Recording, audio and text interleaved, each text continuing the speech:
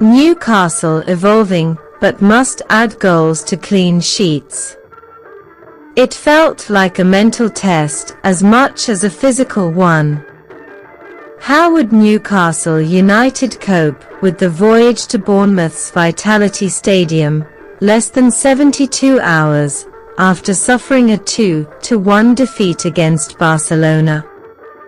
Navigating such challenges certainly stretched Newcastle during the club's previous foray in the Champions League in 2023.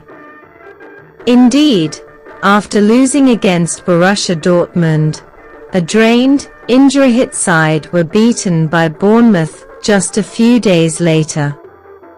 Fast forward a couple of years, and this time, much-changed Newcastle left the South Coast with a point. But this goalless draw threw up an unusual quandary. On one hand, resilient Newcastle have now kept 3 clean sheets in a row on the road in the Premier League this season. However, on the other, the blunt black and whites have also failed to score in any of those games against Bournemouth, Leeds United and Aston Villa.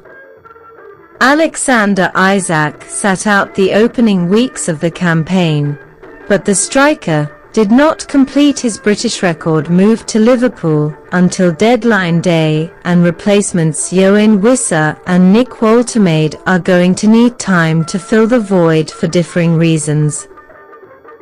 Wissa is a proven Premier League player, but the former Brentford forward is set to be out with a knee injury until after the next international break in October, while record signing Woltemade is adjusting to the physicality of the top flight following his £69 million move from Stuttgart.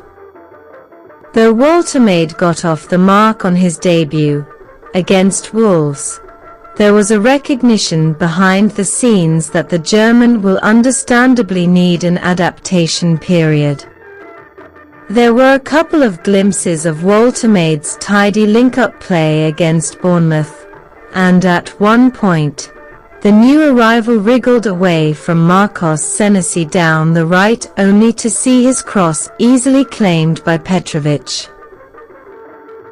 Woltemade also had a penalty appeal waved away in the second half, after he had his shirt pulled by Bafo Diakite.